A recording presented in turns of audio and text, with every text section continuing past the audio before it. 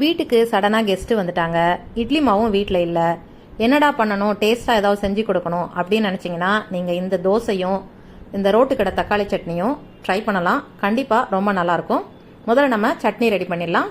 2 பெரிய சைஸ் தக்காளி எடுத்திருக்கேன். 5 பல்லு பூண்டு எடுத்திருக்கேன். இது கூடவே சின்ன வெங்காயம் ஒரு 10 சின்ன வெங்காயம் அளவு எடுத்திருக்கேன். சின்ன வெங்காயம் இல்லை அப்படின்னு சொன்னால் பெரிய வெங்காயம் யூஸ் பண்ணிக்கோங்க. ஆனால் சின்ன வெங்காயம் சேர்த்து செய்யும் பொழுது டேஸ்ட் ரொம்ப நல்லாயிருக்கும். வெங்காயம், பூண்டு, தக்காளி எல்லாத்தையும் கட் பண்ணியாச்சு. இப்போ இதை 3ஐயும் நம்ம மிக்சி ஜாரில் சேர்த்து நல்லா அரைச்சிக்க போகிறோம். எனக்கு வெங்காயம் மொத்தமாக போட்டால் ஜாரில் வந்து அரைப்படாது, அதனால் கட் பண்ணி சேர்த்துருக்கேன். நீங்கள் வேணால் முழுசாக கூட நீங்கள் அப்படியே சேர்த்துக்கோங்க. தக்காளியிலையும் அந்த கண்ணு பகுதி இருக்கு இல்லையா, ஹார்டாக இருக்கும்ல, அதையும் அதை கட் பண்ணி அதை ரிமூவ் பண்ணிவிட்டு தக்காளியை சேர்த்துக்கோங்க. இப்போ இதில் வந்து நம்ம மசாலா பொருட்கள்லாம் சேர்க்கலாம். நான் முதல்ல 1 டீஸ்பூன் உப்பு சேர்க்குறேன். கூடவே 1 டீஸ்பூன் மிளகாய்த்தூள். காரத்துக்காக இந்த மிளகாய்த்தூள் தான். அடுத்து கலருக்காக காஷ்மீரி மிளகாய்த்தூள். இந்த மிளகாய்த்தூள் சேர்த்துக்கோங்க, அந்த சட்னியோட கலரே டெம்ப்டிங்காக இருக்கும். ஒரே ஒரு சின்ன துண்டு புளி, அதுவும் கண்டிப்பாக சேர்த்துக்கோங்க. நம்ம தக்காளி சேர்த்துருக்கோமே அப்படின்னு சொல்லிட்டு புளிப்பாக இருக்கும்னு நினைக்காதீங்க. புளி சேர்த்தாதான் இந்த சட்னியோடைய டேஸ்ட்டு ரொம்ப நல்லாயிருக்கும். கொஞ்சமாக தண்ணி ஊற்றி நல்லா அரைச்சிட்டு வந்துட்டேன். நல்ல நைஸான விழுதா பாருங்க, இந்த அளவுக்கு நைஸான விழுதா அரைச்சாச்சு. இப்போ இதுக்கு நம்ம வந்து தாளிப்பு கொடுக்கணும். ஒரு கடாயை அடுப்பில் போட்டிருக்கேன். இதில் வந்து நல்லெண்ணெய் 2 டீஸ்பூன் அளவு நல்லெண்ணெய் சேர்க்குறேன். நம்ம காரம்லாம் அதிகமாக போடுறோம் இல்லையா, நல்லெண்ணெய் சேர்த்து செய்யும் பொழுது உடம்புக்கு நல்லது. இதில் கொஞ்சமாக நான் கடுகு சேர்க்குறேன். கடுகு நல்லா பொரியட்டும். கடுகு பொரிஞ்ச உடனே கருவேப்பிலை, கொஞ்சமாக பெருங்காயத்தூள். இப்போ அடுப்பை நல்லா சிம்மில் வச்சுட்டு அதுக்கப்புறம் நம்ம அரைச்ச விழுதை வந்து சேர்க்கணும். ஏன்னா இது அந்த விழுதை வந்து ஊற்றும் பொழுது தெறிக்கும். அதனால் பார்த்து கொஞ்சம் பதமாக வந்து ஊற்றிக்கோங்க. இப்போ மிக்சி ஜார் அலசிட்டு ஒரு கிளாஸ் அளவு தண்ணி சேர்த்துக்கலாம். இந்த சட்னி வந்து கொஞ்சம் தண்ணியாக தான் இருக்கும். அதனால் நமக்கு தேவையான அளவு தண்ணி சேர்த்துட்டு இப்போ உப்பு காரம் செக் பண்ணிக்கலாம். வேணும்னா உப்போ காரமோ இப்போ கூட சேர்த்துக்கலாம்.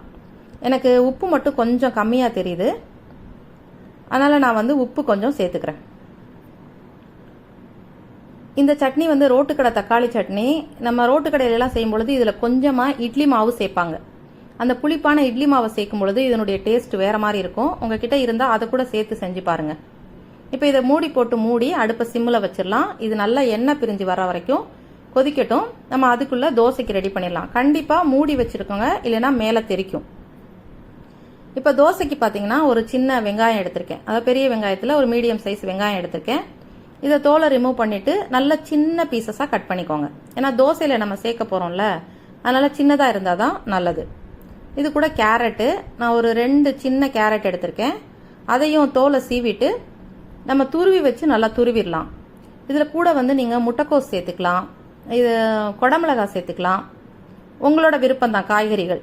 இதில் வந்து கூட பார்த்தீங்கன்னா நான் கொத்தமல்லி இலைகள் மட்டும் ஒரு கைப்பிடி அளவு சேர்க்குறேன்.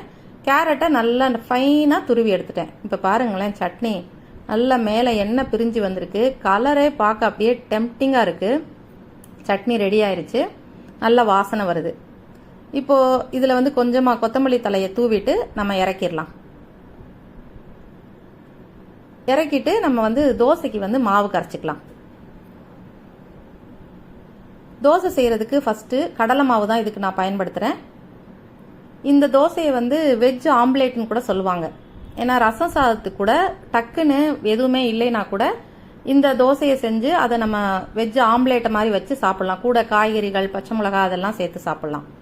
நான் ஒரு 5 டேபிள் ஸ்பூன் அளவு கடலை மாவு எடுத்துக்கிறேன். அதுக்கு வந்து ஒரே ஒரு டேபிள் ஸ்பூன் அரிசி மாவு. இந்த அரிசி மாவு இல்லைன்னா கூட பரவாயில்லை, கொஞ்சம் ஒரு கிறிஸ்ப்னஸ் வர்றதுக்காக தான் நான் இந்த அரிசி மாவு சேர்த்துருக்கேன்.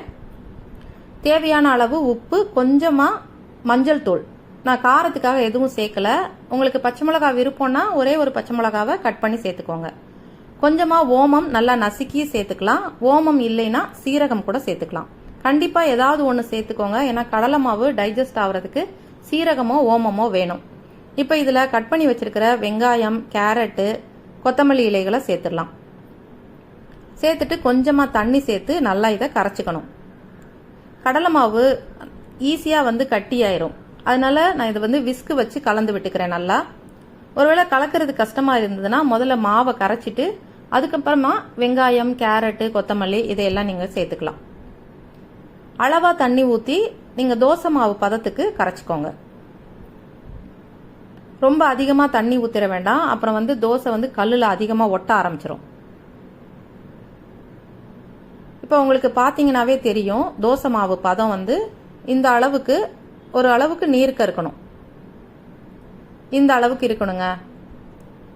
இப்போ நம்ம தோசை ஊற்றிடலாம். கல் நல்லா காஞ்சிருச்சு.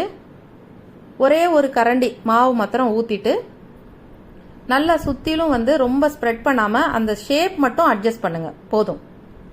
இந்த தோசை ரொம்ப தின்னா நைஸாக அப்படிலாம் வராது. சின்ன சின்னதாக வச்சு ஊற்றி எடுத்தீங்கன்னா டேஸ்ட் ரொம்ப நல்லாயிருக்கும், கரெக்டாக வெந்து வரும். இப்போ இதில் கொஞ்சமாக நெய்யோ எண்ணெயோ சேர்த்துக்கலாம். நான் ஒரு 1/4 டீஸ்பூன் அளவு நெய் சேர்த்துக்கிறேன்.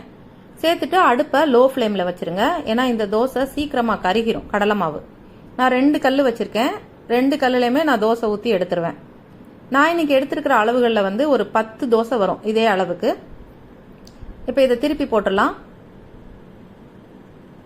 போட்டுட்டு அடுப்பு சிம்முலையே தான் இருக்கணும். நல்லா ஒரு நிமிஷமாவது பொறுமையாக வேக வச்சு எடுத்துக்கலாம். இப்போ உங்களுக்கு பார்த்தீங்கன்னாவே தெரியும், சூப்பராக தோசை வெந்து வந்துருச்சு.